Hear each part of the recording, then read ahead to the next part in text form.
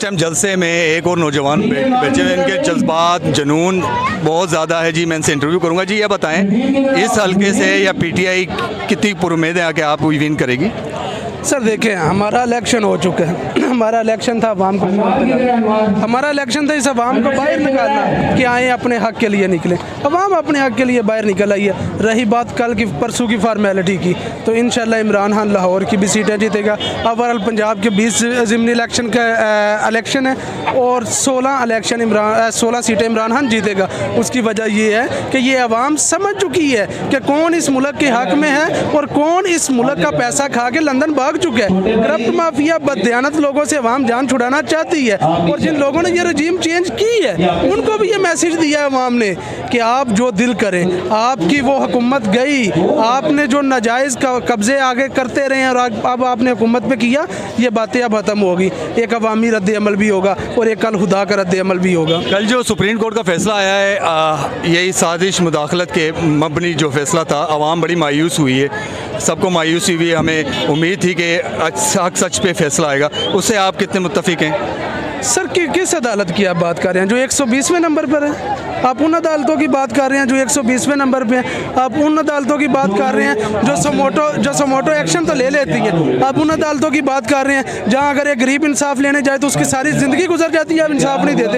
इन अदालतों के ये कोई अदारे हैं? बेकाऊ अदारे हैं, बेकाऊ अदालतें हैं। मैं डंके की चोट पर खड़ा होकर कहता हूँ ये लोग कभी इंसाफ कर ही नहीं सकते। आप बेहतरीन हाल ये है कि जो तराजू आपने सुप्रीम कोर्ट पर टांगा हुआ है उसे किसी दुकानदार को दे, अपना वजन शजन तो ले, अपना तराजू के साथ काम चलाए। इन अदालतों ने क्या करना है इस मुल्क के लिए? इस मुल्क की तरक्की में, इस मुल्क की तरक्की के जामन को, इस तरक्की को रोकने में सबसे ज़्यादा किरदार, सबसे भयानक किरदार जुल्फ़िकार अली भुट्टो से लेके आज के दिन तक इन अदालतों का रहा। मिस्टर एक्स इलेक्शन कमीशन, जिसको खान साहब भी देख रहे हैं, उन्हें बता रहे हैं कि जी आप जो कर रहे हैं ये ठीक नहीं कर रहे हैं, इनसे मिलना मिलाना आपने किया हुआ है, जो प्लानिंग कर रहे हैं, आप उनको क्या मैसेज देते हैं कि ये साफ़ और शफाफ इलेक्शन हो जाए? आप वोट तो डाल देंगे, उसका तहफ़्फ़ुज़ कैसे होगा? आपको मिस्टर एक्स का पता है?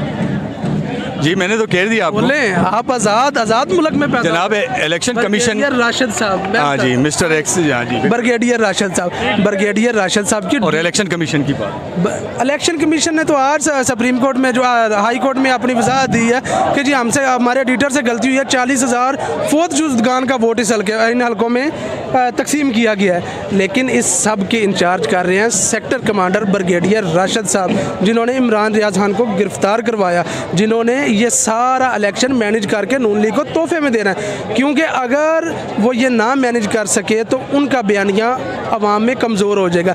एक वाहद पीटीआई के लोग रह गए थे जो इन लोगों की हमायत में थे, जो 5th जनरेशन वार के हक में थे, जो 5th जनरेशन वार को रोकने के लिए इनके बयानिए को प्रमोट करते थे। इन लोगों ने, वो लोग भी अपने से जुदा कर लिए, सिर्फ और सिर्फ कम वक्त के ज़ाती फ़ायदे के लिए। मतलब ये कि देखो, दुश्मनों के कहने पे अपने पाकिस्तानियों से लड़ते फिर रहे हैं, तो ये दुश्मनों से लड़ने के काबिल कब होंगे?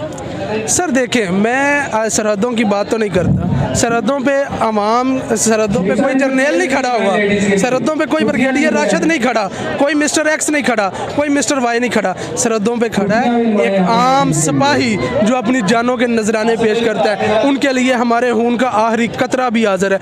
उनकी उस ड्यूटी पर हमारी जानें कुर्बान। लेकिन जो जर्नल अपनी हदूद से बाहर निकलेंगे, जर्नल अपनी हदूद से बाहर निकल के अपने हलफ की पासदारी नहीं करेंगे। जब इनसे हलफ लिया जाता है तो हलफ में बाकायदा इनसे अल्लाह और अल्लाह के रसूल को ज़ामन बना के ये बात पूछी जाती है कि आप सियासत में मुदाखलत नहीं करेंगे। अगर ये सियासत में मुदाखलत करेंगे तो हमारा और इनका एहतराम का कोई रिश्ता नहीं। जैसे आपने कहा, मुझे भी खुल के बोलना चाहिए, मैं खुल के बात करता हूँ। इनकी तो प्रॉपर्टी में भी बिजनेस है, सियासत में मुदाखलत है, चलती आ रही है। ज़मीर फरोश, जनरल कर्नल, ब्रिगेडियर, ये इनकी वजह से हमारा मुल्क पाकिस्तान का ये हाल है कि हम अब तक गुलाम हैं। ऊपर से ऑर्डर आते हैं और ये लब्बैक करते हैं और मुल्क पाकिस्तान में हर किस्म का रजीम चेंज और पता नहीं क्या क्या करते हुए आ रहे हैं। मुल्क पाकिस्तान आज़ाद होने के बाद भी हम आज़ाद नहीं थे। अब इनसे कब आज़ादी होगी?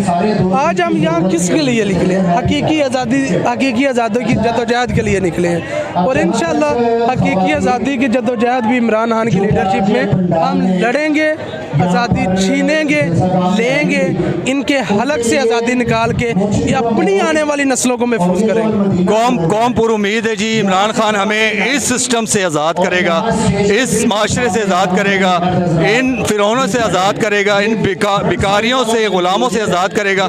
मुल्क पाकिस्तान जब इनसे आज़ाद होगा तब तरक्की करेगा। पाकिस्तान जिंदाबाद।